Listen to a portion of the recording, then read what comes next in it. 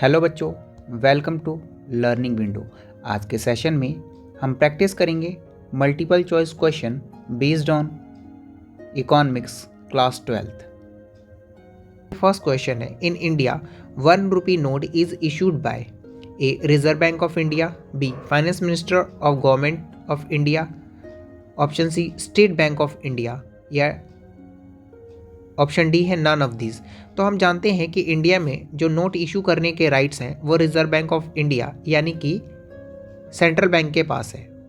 Finance minister of government of India, इसके पास हम जानते हैं कि 1 रुपीज़ नोट और जितनी भी कॉइन्स हैं उसको इश्यूज करने के राइट हैं। तो इसलिए इसका जो करेक्ट आंसर हुआ वो ऑप्शन बी हुआ। लेकिन ऑप्शन बी ही इसका करेक्ट का आंसर क्यों हुआ, हम अगली वाली स्लाइड्स में इसको समझने की कोशिश करते हैं। सो हम देख रहे हैं कि हमारे पास दो नोट है, एक 1 रुपीज़ का नोट है और एक 2 रुपीज़ का नोट है। 1 रुपीज़ के नोट को आप देख रहे होंगे कि भारत सरकार यानी गवर्नमेंट ऑफ इंडिया इश्यूज़ कर रहा है, और जो 2 रुपीज़ नोट है इसको इश्यूज़ करने का जो राइट्स है वो रिजर्व बैंक ऑफ इंडिया यानी भारतीय रिजर्व बैंक के पास है। तो आप इस नोट पे देख रहे होंगे, इसलिए जो हमारा ऑप्शन बी था वो इसका करेक्ट आंसर था।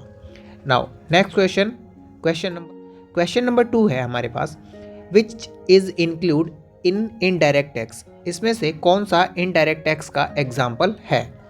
Income tax. हम जानते हैं कि डायरेक्ट टैक्स वो टैक्स होता है कि जिस पर्सन पर लगाया जाता है पेमेंट भी उसी को करना पड़ता है। तो income tax is the example of a direct tax. Option B wealth tax is also example of a direct tax.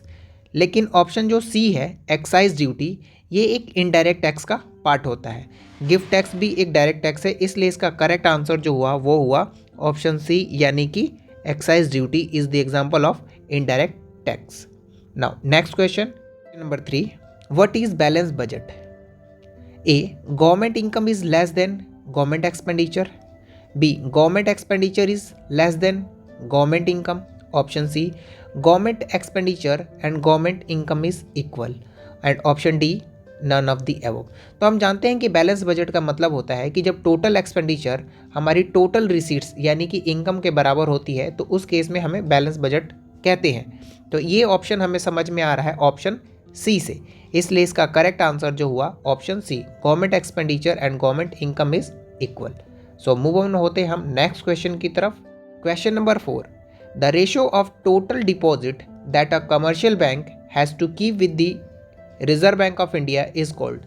उसको क्या कहते हैं? स्टैच्यूटरी लिक्विडिटी रेशियो यानी कि एसएलआर। लेकिन एसएलआर तो वो होता है जो बैंक खुद अपने पास रखते हैं। Option B deposit ratio, option C cash reserve ratio, या option D legal reserve ratio. तो हम जानते हैं कि लीगल रिजर्व रेशियो जो होता है वो सीआरआर प्लस एसएलआर का जोड़ होता है, लेकिन जो इसका एग्जाम्पल ऑप्शन सी है वो इसका करेक्ट आंसर हुआ। ऑप्शन सी है cash reserve ratio is the correct answer. हम नेक्स्ट क्वेश्चन की तरफ मूव ऑन हो। नेक्स्ट क्वेश्चन है क्वेश्चन 5। क्वेश्चन 5 क्या है? Aggregate demand can be increase by, कि एग्रीगेट डिमांड को कैसे बढ़ाया जा सकता है? Increase in bank rate. तो हम मानते हैं कि अगर बैंक रेट को हम बढ़ा दिया जाए तो लोगों को लोन लेने में मुश्किल होगी, और इससे क्या होगा कि जब लोग लोन ले ही नहीं पाएंगे तो एग्रीगेट डिमांड कैसे बढ़ाएंगे? तो इसलिए इसका आंसर ए तो होगा नहीं। B, selling government securities by the reserve bank of India.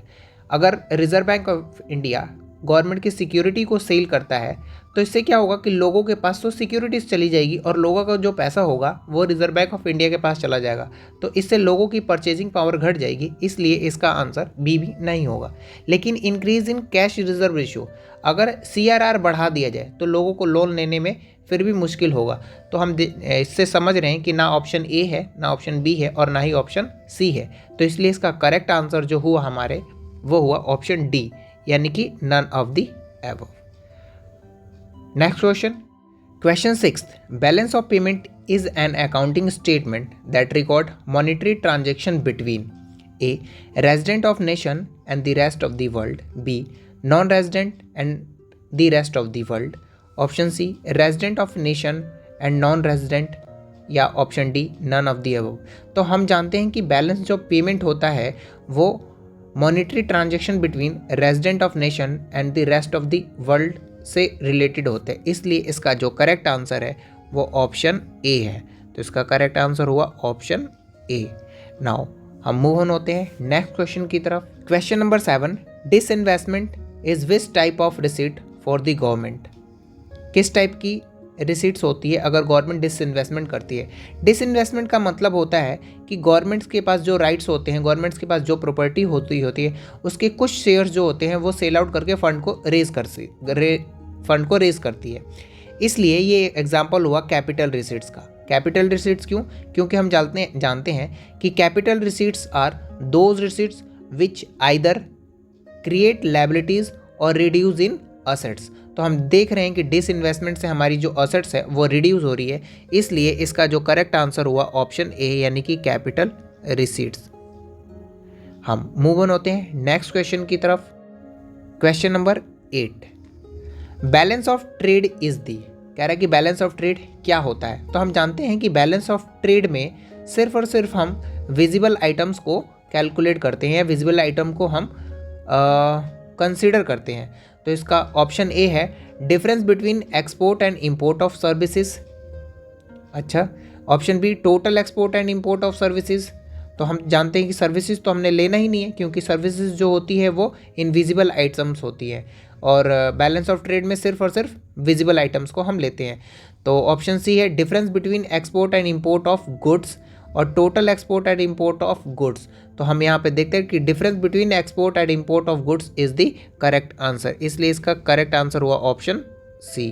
अब हम मूव ऑन होते हैं नेक्स्ट क्वेश्चन की तरफ। Question number 9, import and export of services are known as. कि इंपोर्ट और एक्सपोर्ट ऑफ सर्विसेज हम कर रहे हैं तो वो किसके एग्जाम्पल हुए। तो ये एग्जाम्पल होते हैं नॉमिनल ट्रेड, जी नहीं। इनविजिबल ट्रेड, हाँ जी, ये इनविजिबली ट्रेड होते हैं, क्योंकि सर्विसेज का जो लेन देन होता है वो इनविजिबल होता है, वो उसकी कोई फिक्स बाउंड्री नहीं होती, तो इसलिए इसका एग्जाम्पल ऑप्शन बी हुआ। Question number 10, trade deficit occur when export of goods is less than import of goods.